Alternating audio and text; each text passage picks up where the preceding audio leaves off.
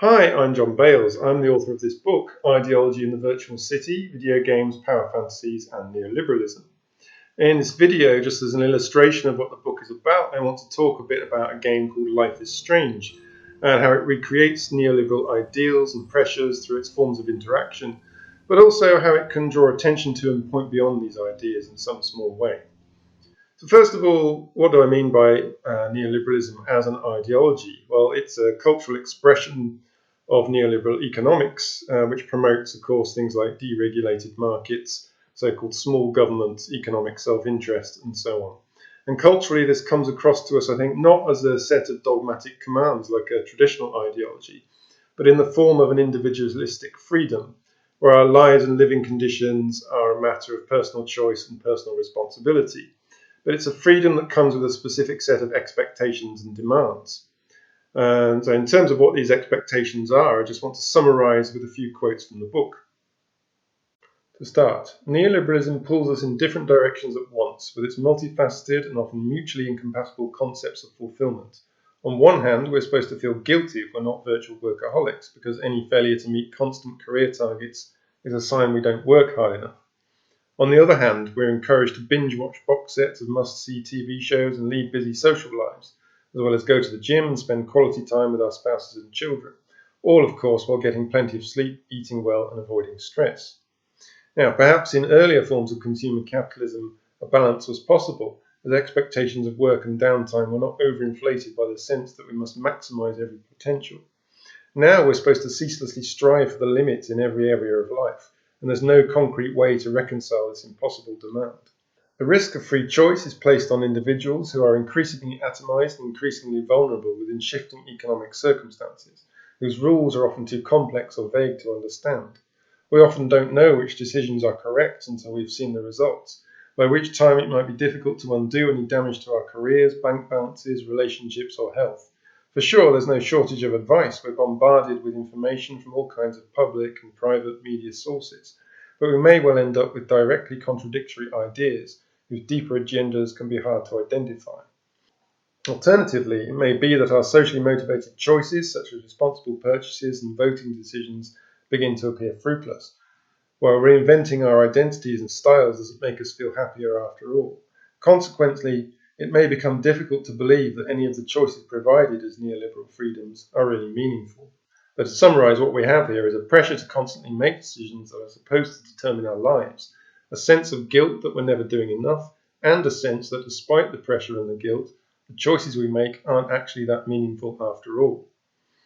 So now, if we turn to the game Life is Strange, what's interesting about it is how the title seems to refer to this neoliberal condition, which it reproduces without ever really recognizing it. Now, Life is Strange was originally released in 2015 in 5 separate episodes.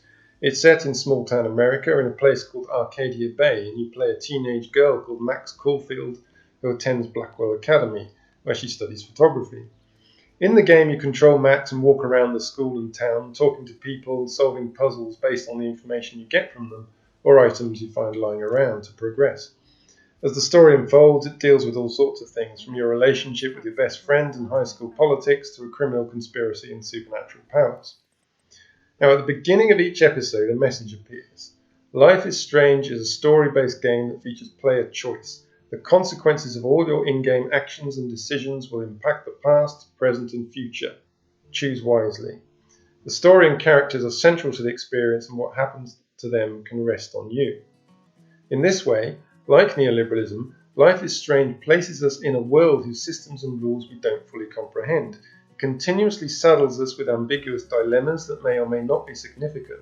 It claims to give us access to the insight and agency necessary to make wise decisions, and it uses the concept of agency and free choice to make us feel responsible and guilty for unintended consequences. Now, the central factor in the game is Max's ability to manipulate time. This obviously has advantages, not least in the moment Max's power first emerges, as she saves her best friend Chloe from being shot and killed. It's also useful in that we can choose to redo a conversation, using the information Max receives first time round to convince the people she's talking to that she knows and cares about their problems. This gives us the sense that we're powerful agents in this world, able to influence others to do the right thing. But this sense of power also creates added pressure when we face complex problems, because it makes us feel that we should know what to do even when we can't know. As with any game, we enter a situation where we don't really have a feel for how things work, where the information at our disposal is limited and roughly sketched, and where we aren't sure in advance what drives the plot. Yet because we appear to have all the tools required to overcome these disadvantages, there's no excuse for mistakes. It makes sense in terms of creating an interesting game that Life is Strange deliberately shows us contrasting perspectives, hold back information, and even misdirects us. But these techniques also serve to make us doubt ourselves, even as we try to do our best on incomplete information without fully understanding how the game registers our performance. Of course, Max's ability allows us to rewind and make a different choice, and as such seems to help us achieve better results. Yet since many situations remain ethically vague or reveal their significance much later, the rewind power can actually cause a kind of paralysis as we endlessly reconsider the different elements in the dilemma rather than simply live with our first choice. In these cases, the time control power functions like that pressure to do better in neoliberalism, or find the perfect balance that somehow fulfills everyone's expectations.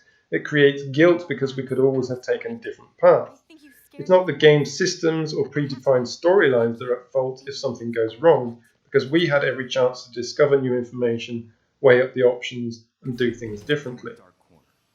The other point about all this freedom, again as with neoliberalism, is that much of it is less significant than it seems, because our individual decisions simply don't have much impact.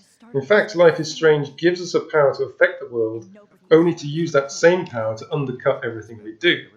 This is especially true with the other aspect of Max's time control power, her ability to relive a specific moment in the past by going back to it through a photograph and make changes that affects the entire timeline, as this enables the narrative to erase our influence. This illusion of agency comes to head in the final moments of the game, as Max has used her power repeatedly to keep Chloe alive and uncover a murderous plot.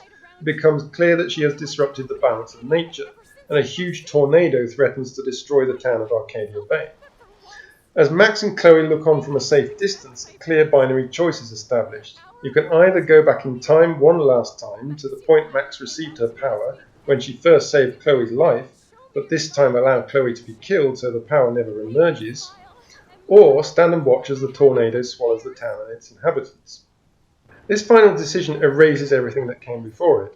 If the town is destroyed, it doesn't matter how we affected the lives of the people within it. If we go back in time and restart the story, those effects never happen. So in hindsight, none of those individual choices or outcomes we fretted over warranted a moment's thought. Here, Life is Strange reveals the superficiality of all those micro decisions that occupy our time. But it's in this moment that Life is Strange finally gives us a real decision. On one hand, the game doesn't relinquish the sense of guilt it's constructed and continues to flag this situation as being our responsibility, especially since it was Max's actions and power that caused it. In terms of the neoliberal logic of personal responsibility, the strong implication here is that we should go back in time. It tells us that we shouldn't meddle with other people's freedoms to make their own decisions, nor with systems we don't understand. We should put things back the way they were and return to a life of making decisions and taking responsibility in the confines of our individual situation. But on the other hand, this is finally a real choice, and we really are free to draw a different lesson.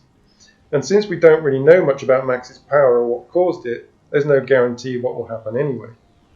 So maybe this is the one meaningful decision we can make, or the one piece of real agency we have. And this goes the same for neoliberalism. This is a moment where we're free to choose the terms of freedom itself. We can either accept the neoliberal freedom that's given to us by resetting and reliving the process of endless, pointless decision-making, or we can wipe out the entire town. We can reshape our lives from scratch, erase the status quo, decide what really matters to us, and define the bounds of our own freedom. Here, Life is Strange allows us to see through the illusion it's created and consider an alternative path. Perhaps this is the one point, finally, where we can choose wisely. So that's just a taster of what the book is about. And if you would like to read more about how games reflect and critique neoliberal ideology, then please do take a look at Ideology in the Virtual City, Videogames, Power Fantasies and Neoliberalism, which is out now from Zer0 Books. Thanks for watching.